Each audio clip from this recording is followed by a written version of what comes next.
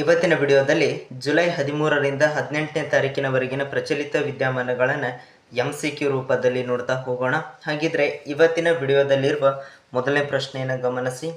ಪ್ರಶ್ನೆ ಏನಪ್ಪ ಅಂತಂದರೆ, ಭಾರತದ ಬೆಳವಣಿಗೆ ದರ 2024-25 ಹಣಕಾಸು ವರ್ಷದಲ್ಲಿ IMF ಶೇಕಡ ಎಷ್ಟರಷ್ಟು ಅಂದಾಜಿಸಲಾಗಿದೆ ಅಂತೇಳಿ ಪ್ರಶ್ನೆ ಇರುವಂಥದ್ದು.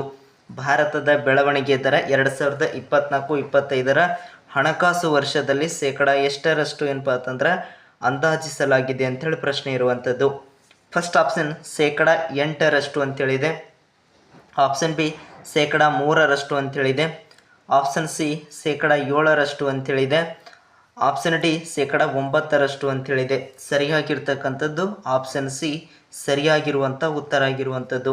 ಭಾರತದ ಬೆಳವಣಿಗೆ ದರ 2024-25 ಹಣಕಾಸು ವರ್ಷದಲ್ಲಿ ಶೇಕಡ ಎಷ್ಟರಷ್ಟು ಅಂದಾಜಿಸಲಾಗಿದೆ ಅಂತಂದರೆ ಶೇಕಡ 7ರಷ್ಟು. ಆಪ್ಷನ್ ಸಿ ಸರಿಯಾಗಿರುವಂಥ ಉತ್ತರ ಆಗಿರುವಂಥದ್ದು. ನೆಕ್ಸ್ಟ್ ಮುಂದಿನ ಪ್ರಶ್ನೆ ನೋಡಿ. ಮುಮ್ಮಡಿ ಕೃಷ್ಣರಾಜ ಒಡೆಯರು ಯಾವ ವರ್ಷದಲ್ಲಿ ಜನಿಸಿದರು ಅಂತೇಳಿ ಪ್ರಶ್ನೆ ಇರುವಂಥದ್ದು. ಮುಮ್ಮಡಿ ಕೃಷ್ಣರಾಜ ಒಡೆಯರು ಯಾವ ವರ್ಷದಲ್ಲಿ ಜನಿಸಿದರು ಅಂತೇಳಿ ಪ್ರಶ್ನೆ ಇರುವಂಥದ್ದು. ಫಸ್ಟ್ ಆಪ್ಷನ್ 1934 ಅಂತೇಳಿದೆ. ಆಪ್ಷನ್ ಬಿ 1959 ಅಂತೇಳಿದೆ. ಆಪ್ಷನ್ ಸಿ 1898 ಅಂತೇಳಿದೆ. ಆಪ್ಷನ್ ಡಿ 1794 ಅಂತೇಳಿದೆ. ಪ್ರಶ್ನೆ ಕರೆಕ್ಟಾಗಿ ಗಮನಿಸಿ. ಮುಮ್ಮಡಿ ಕೃಷ್ಣರಾಜ ಒಡೆಯರು ಯಾವ ವರ್ಷದಲ್ಲಿ ಜನಿಸಿದರು ಅಂತಂದರೆ ಜುಲೈ 14, 1794 ಏನಪ್ಪ ಅಂತಂದ್ರೆ ಅವರು ಜನಿಸಿರ್ತಕ್ಕಂಥದ್ದು. ಆಪ್ಷನ್ ಡಿ ಸರಿಯಾಗಿರುವಂಥ ಉತ್ತರ ಆಗಿರುವಂಥದ್ದು. ನೆಕ್ಸ್ಟ್ ಮುಂದಿನ ಪ್ರಶ್ನೆ ನೋಡಿ. ವಿಶ್ವ ಯುವ ಕೌಶಲ್ಯ ದಿನ ಯಾವಾಗ ಆಚರಿಸಲಾಗುತ್ತದೆ ಅಂತೇಳಿ ಪ್ರಶ್ನೆ ಇರುವಂಥದ್ದು. ವಿಶ್ವ ಯುವ ಕೌಶಲ್ಯ ದಿನ ಯಾವಾಗ ಆಚರಿಸಲಾಗುತ್ತದೆ ಅಂತೇಳಿ ಪ್ರಶ್ನೆ ಇರುವಂಥದ್ದು. ಫಸ್ಟ್ ಆಪ್ಷನ್ ಆಗಸ್ಟ್ 19 ಅಂತೇಳಿದೆ. ಆಪ್ಷನ್ ಬಿ ಮೇ 17 ಅಂತೇಳಿದೆ. Option C September 9 ಅಂತೇಳಿದೆ.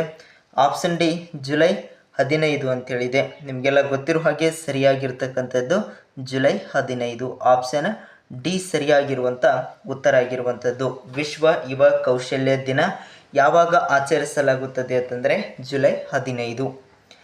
ನೆಕ್ಸ್ಟ್ ಮುಂದಿನ ಪ್ರಶ್ನೆ ಗಮನಿಸಿ. ಆರ್ ವೈಶಾಲಿ ಯಾವ ಕ್ರೀಡೆಗೆ ಸಂಬಂಧಿಸಿದ್ದಾರೆ ಅಂತೇಳಿ ಪ್ರಶ್ನೆ ಇರುವಂಥದ್ದು. ಪ್ರಶ್ನೆ ಕರೆಕ್ಟೇ ನೋಡಿ.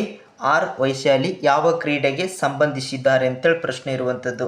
ಫಸ್ಟ್ ಆಪ್ಷನ್ ಕೊಟ್ಟಿದ್ದಾರೆ ಫುಟ್ಬಾಲ್ ಅಂತೇಳಿದೆ. ಆಪ್ಷನ್ ಬಿ ಚೆಸ್ ಅಂತೇಳಿದೆ. ಆಪ್ಷನ್ ಸಿ ಕ್ರಿಕೆಟ್ ಅಂತೇಳಿದೆ. ಆಪ್ಷನ್ ಡಿ ಹಾಕಿ ಅಂತೇಳಿದೆ. ಇದಕ್ಕೆ ಸರಿಯಾಗಿರ್ತಕ್ಕಂಥದ್ದು ಆಪ್ಷನ್ ಬಿ ಸರಿಯಾಗಿರುವಂಥ ಉತ್ತರ ಆಗಿರುವಂಥದ್ದು. ಆರ್ ವೈಶಾಲಿ ಯಾವ ಕ್ರೀಡೆಗೆ ಸಂಬಂಧಿಸಿದ್ದಾರೆ ಅಂತಂದರೆ ಚೆಸ್ ಆಟಕ್ಕೆ. ಆಪ್ಷನ್ ಬಿ ಸರಿಯಾಗಿರುವಂಥ ಉತ್ತರ ಆಗಿರುವಂಥದ್ದು. ನೆಕ್ಸ್ಟ್ ಮುಂದಿನ ಪ್ರಶ್ನೆ ಗಮನಿಸಿ. ಅಂತಾರಾಷ್ಟ್ರೀಯ ನ್ಯಾಯ ದಿನ ಯಾವಾಗ ಆಚರಿಸಲಾಗುತ್ತದೆ ಅಂತೇಳಿ ಪ್ರಶ್ನೆ ಇರುವಂಥದ್ದು. ಅಂತಾರಾಷ್ಟ್ರೀಯ ನ್ಯಾಯ ದಿನ ಯಾವಾಗ ಆಚರಿಸಲಾಗುತ್ತದೆ ಅಂತೇಳಿ ಪ್ರಶ್ನೆ ಇರುವಂಥದ್ದು. ಫಸ್ಟ್ ಆಪ್ಷನ್ ಮಾರ್ಚ್ 14 ಅಂತೇಳಿದೆ. ಆಪ್ಷನ್ ಬಿ ಜೂನ್ 9 ಅಂತೇಳಿದೆ. ಆಪ್ಷನ್ ಸಿ ಜುಲೈ 17 ಅಂತೇಳಿದೆ. ಆಪ್ಷನ್ ಡಿ ಆಗಸ್ಟ್ 7 ಅಂತೇಳಿದೆ. ಪ್ರಶ್ನೆ ನೋಡಿ ಇನ್ನೊಮ್ಮೆ. ಅಂತಾರಾಷ್ಟ್ರೀಯ ನ್ಯಾಯ ದಿನ ಯಾವಾಗ ಆಚರಿಸಲಾಗುತ್ತದೆ ಅಂತಂದರೆ ಜುಲೈ 17. ಆಪ್ಷನ್ ಸಿ ಸರಿಯಾಗಿರುವಂಥ ಉತ್ತರ ಆಗಿರುವಂಥದ್ದು. ನೆಕ್ಸ್ಟ್ ಮುಂದಿನ ಪ್ರಶ್ನೆ ನೋಡಿ. ನೆಲ್ಸನ್ ಮಂಡೇಲಾ ಜನ್ಮದಿನವನ್ನು ಯಾವಾಗ ಆಚರಿಸಲಾಗುತ್ತದೆ ಅಂತೇಳಿ ಪ್ರಶ್ನೆ ಇರುವಂಥದ್ದು. ನೆಲ್ಸನ್ ಮಂಡೇಲಾ ಜನ್ಮದಿನ ಯಾವಾಗ ಆಚರಿಸಲಾಗುತ್ತದೆ ಅಂತೇಳಿ ಪ್ರಶ್ನೆ ಇರುವಂಥದ್ದು. ಫಸ್ಟ್ ಆಪ್ಷನ್ ಮೇ 19 ಅಂತೇಳಿದೆ. ಆಪ್ಷನ್ ಬಿ ಡಿಸೆಂಬರ್ 9 ಅಂತೇಳಿದೆ. ಆಪ್ಷನ್ ಸಿ ಮಾರ್ಚ್ 12 ಅಂತೇಳಿದೆ. ಆಪ್ಷನ್ ಡಿ ಜುಲೈ 18 ಅಂತೇಳಿದೆ. ನಿಮಗೆಲ್ಲ ಗೊತ್ತಿರೋ ಹಾಗೆ ಇದಕ್ಕೆ ಸರಿಯಾಗಿರ್ತಕ್ಕಂಥದ್ದು ಆಪ್ಷನ್ ಡಿ ಉತ್ತರ ಆಗಿರುವಂಥದ್ದು. ನೆಲ್ಸನ್ ಮಂಡೇಲಾ ಜನ್ಮದಿನ ಯಾವಾಗ ಆಚರಿಸಲಾಗುತ್ತದೆ ಅಂತಂದರೆ ಜುಲೈ 18. ಆಪ್ಷನ್ ಡಿ ಸರಿಯಾಗಿರುವಂಥ ಉತ್ತರ ಆಗಿರುವಂಥದ್ದು. ಇಷ್ಟು ಇವತ್ತಿನ ವಿಡಿಯೋದಲ್ಲಿರುವ ಪ್ರಚಲಿತ ವಿದ್ಯಮಾನಗಳು.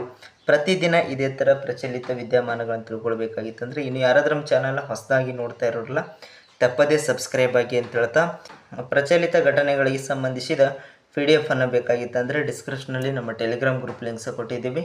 ಅಲ್ಲಿ ಜಾಯ್ನ್ ಆದರೆ ಅಂದರೆ ಪ್ರಚಲಿತ ಘಟನೆಗಳ ಒಂದು PDF ಅನ್ನು ದೊರೆಯುತ್ತದೆ ಅಂತ ಹೇಳ್ತಾ ಇವತ್ತಿನ ವಿಡಿಯೋ ಮುಗಿಸ್ತಾ ಇದ್ದೀವಿ. ಎಲ್ಲರಿಗೂ ಧನ್ಯವಾದ.